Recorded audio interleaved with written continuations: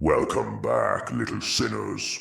The tome opens once more, its final page for this haunted season of ash and retribution. Tonight, I bring you the story of a woman who wanted to see the truth, but some truths were meant to be unseen.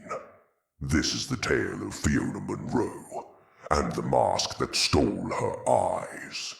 A cursed relic, a bitter betrayal, a revenge worth the darkness. Welcome to Ashes for Eyes. Fiona Monroe was the kind of woman people called soft, gentle, quiet, trusting, the kind who brought homemade soup when you were sick, who listened without judgment, who believed in second chances, and third ones too. And that's what made it so easy for them to use her older sister Claire, her fiancé Dean, her childhood best friend Lila. 3 people she loved with everything she had. 3 people who conspired to break her. Let me tell you about Claire first. 38 years old, real estate agent, mother of 2.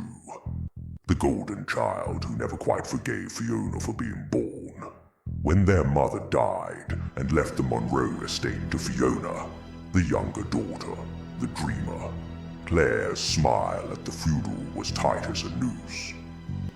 "You'll do something wonderful with it, Fee," she'd said, squeezing Fiona's hand.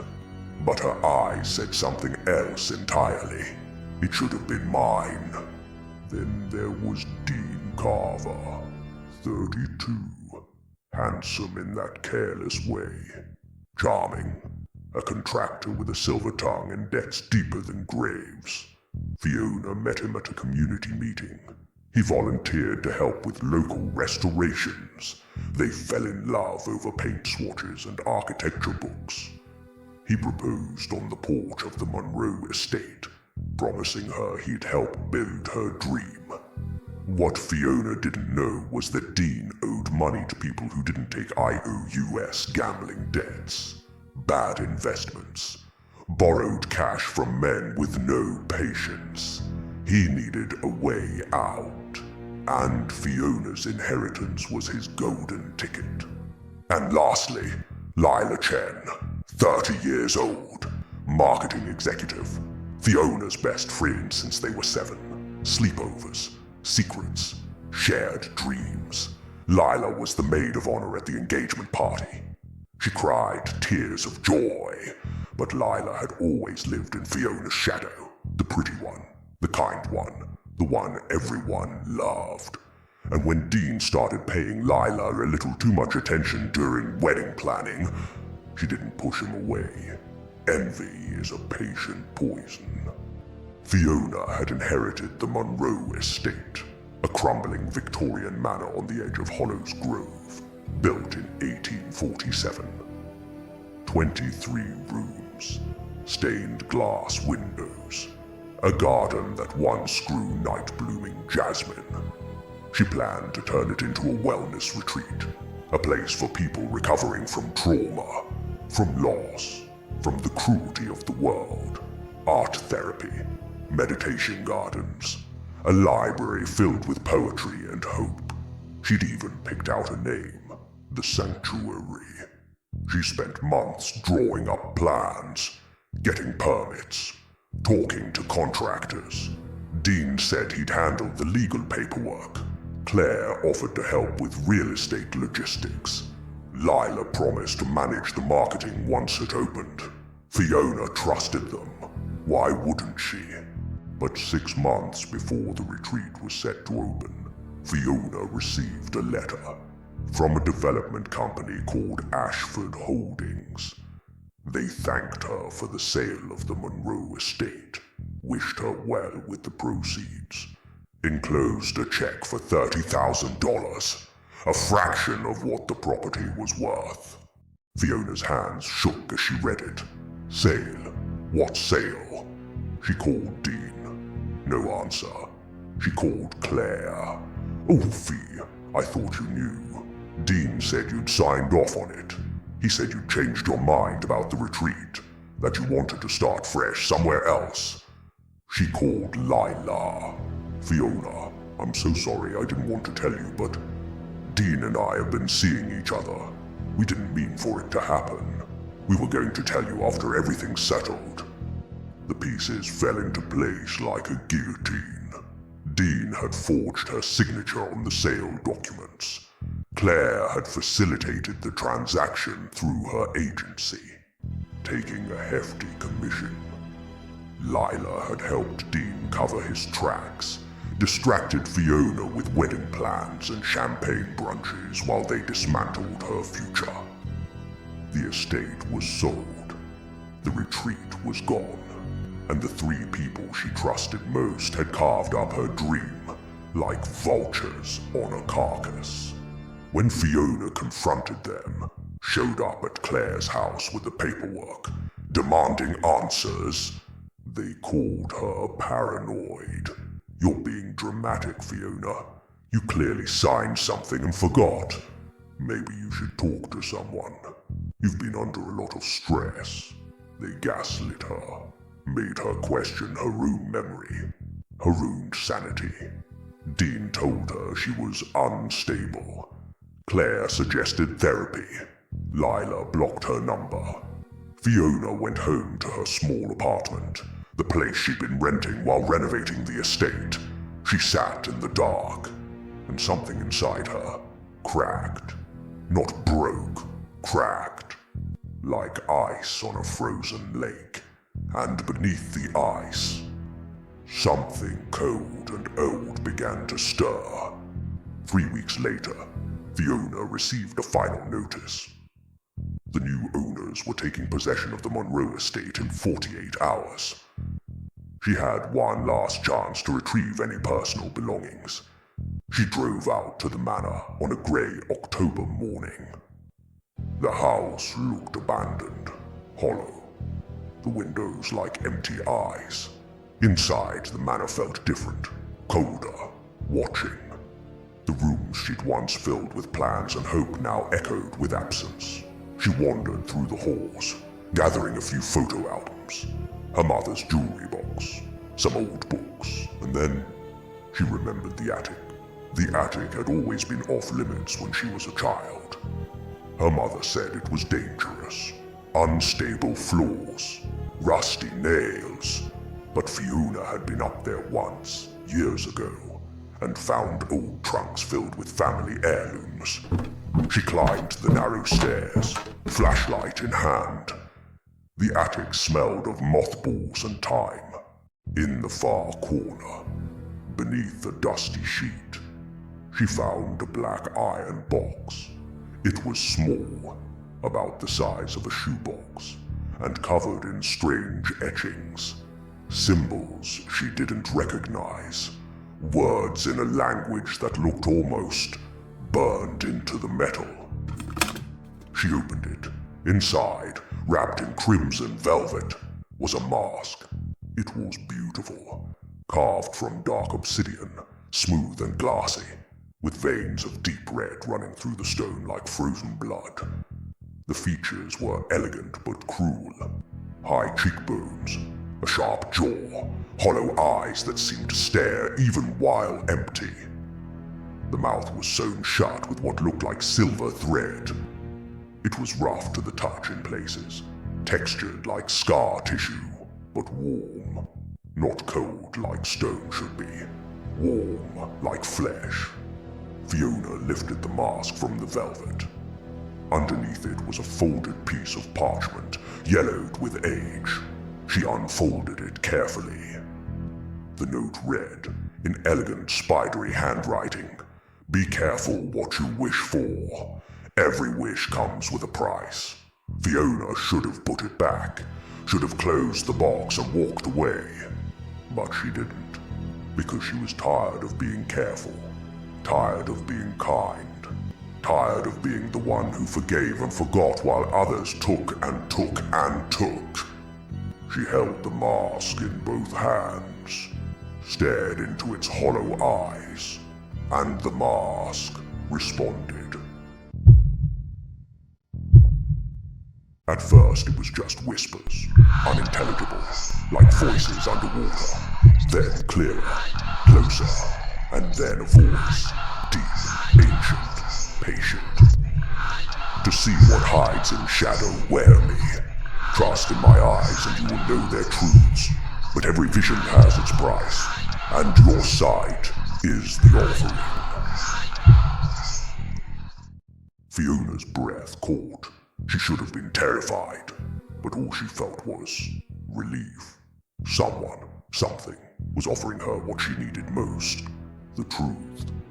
She lifted the mask to her face, hesitated for only a moment, and then she put it on.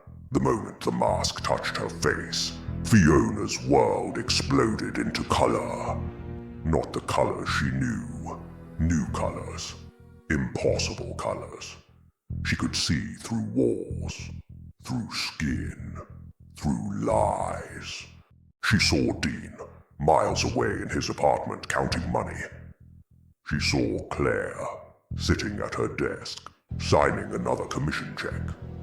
She saw Lila, laughing at a bar with friends, Dean's arm around her waist.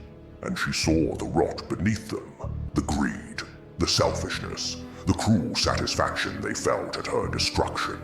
The mask didn't just show her the truth. It gave her the power to act on it. Fiona made a list. One by one, she visited them. Not with violence, not with words, with nightmares. Claire was first. Fiona arrived at her sister's house at 2:47 a.m.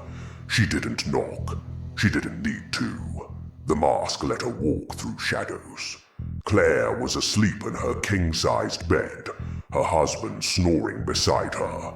Fiona stood at the foot of the bed, watched her sister's chest rise and fall, and then she whispered Claire's name. Claire. Claire's eyes snapped open, but she didn't see Fiona.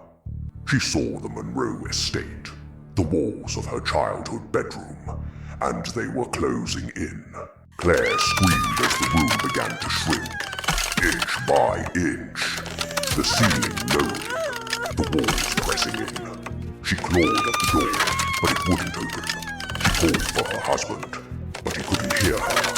In the nightmare, she was alone, trapped in the house she'd stolen, the house that wanted her back. The walls pressed closer, closer until she felt her ribs crack, until she couldn't breathe, and just before the walls crushed her completely, Claire woke up. Her husband was shaking her, asking if she was okay.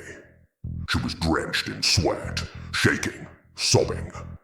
But the worst part, she could still feel the walls, even awake, even in the light. She felt them pressing in. From that night on, Claire couldn't stay in enclosed spaces for more than a few minutes without hyperventilating. She had to sell her house, too many rooms, too many walls, and move into a studio apartment with floor-to-ceiling windows. Even then, she felt the pressure. Always. Next was Dean. Fiona found him 3 nights later at his apartment, the one he'd rented with her money. Dean was standing in front of his bathroom mirror admiring himself. He did that a lot, always had. Fiona stepped into the doorway behind him. He didn't see her, but the mask wanted him to. SFX, mirror cracking, subtle but growing. Dean's reflection began to change. At first it was subtle, a shadow under his eyes, a hollow look to his cheeks. Then worse, his skin began to rot. Dean watched, frozen in horror as his reflection decayed. Every dollar he'd stolen from Fiona appeared as a boil on his skin, a festering wound, a patch of blackened flesh. He tried to look away. He couldn't. The mask held him there, forced him to watch as his reflection showed him what he really was. A parasite, a thief, a man who fed on the kindness of others until there was nothing left. finally tore his eyes away. He stumbled backward, vomiting into the sink. But even with the mirror broken, he could still see it. Every time he closed his eyes, every reflective surface, his rotting face staring back. Dean stopped leaving his apartment. He covered every mirror, every window, every screen. But it didn't matter. He could still see it himself.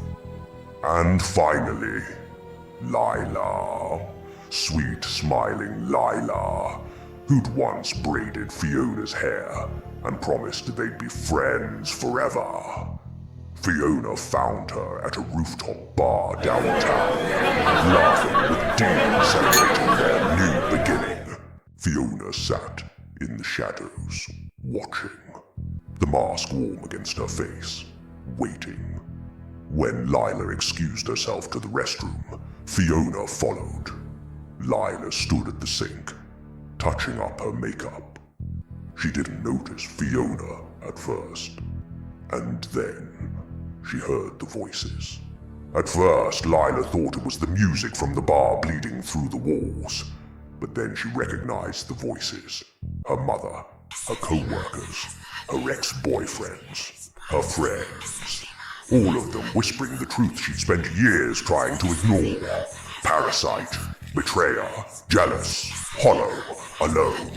Lila clapped her hands over her ears, but it didn't help. The voices weren't coming from outside. They were coming from inside. She screamed for them to stop, begged, sobbed, but they didn't stop.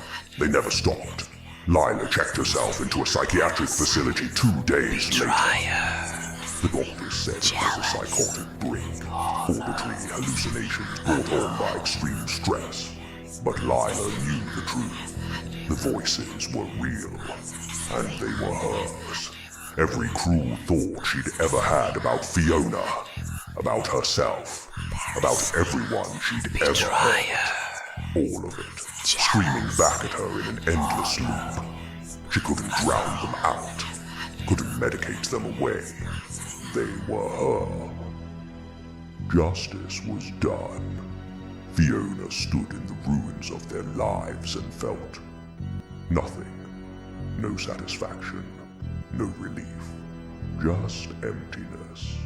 And the mask, still warm against her face, whispered, "The price, dear one. Every vision has its price." Fiona returned to the Monroe estate one final time. The new owners hadn't moved in yet. After what happened to the 3 conspirators, word got around that the deal might be cursed. The property sat empty, waiting. Fiona walked through the rooms she'd once dreamed of filling with hope. The library where she'd planned reading circles. The conservatory where she'd imagined yoga at sunrise. The kitchen where she'd pictured preparing meals for people who needed nourishment. Body and soul. It was all still there. Empty. Waiting. But Fiona knew she'd never see it come to life. Because as she walked, she felt it. The heat. It started as a warmth behind her eyes. Then a sting. Then fire. The mask had warned her. Your sight is the offering. She thought it meant she'd see differently, that her perception would change. She was wrong. Fiona tore the mask from her face and collapsed to her knees. Her eyes were burning, not metaphorically, literally. She felt them searing in their sockets, felt the flesh blackening, felt the heat consuming everything. She screamed until her voice gave out, and when it was over, there was only darkness. Fiona lifted trembling hands to her face, felt the hollow cavities where her eyes had been, charred, empty, still warm from the flames that had devoured them. The mask had taken its payment. She'd seen the truth. She'd gotten her revenge. She'd even managed to reverse the sale. The legal issues surrounding the betrayal made it easy for a lawyer to reclaim the property in her name. The Monroe estate was hers again, but she would never see it. Never see the wellness retreat she'd dreamed of. Never watch people heal in the sanctuary she'd wanted to build. Never see another sunrise through the stained glass windows. The mask had given her everything she wanted and taken everything she needed. Time passed. The betrayers lived with their consequences. Claire couldn't close her eyes without feeling the wars. She lost her job. Her husband left. She moved into a camper van just to feel the space around her. Dean never looked at another mirror. He became a shut-in, ordering everything online, speaking to no one. The rot he saw in his reflection haunted him every waking moment. Lila remained in the psychiatric facility. The voices never stopped. She stopped speaking entirely. What was the point when she couldn't hear anything but her own cruelty screaming back?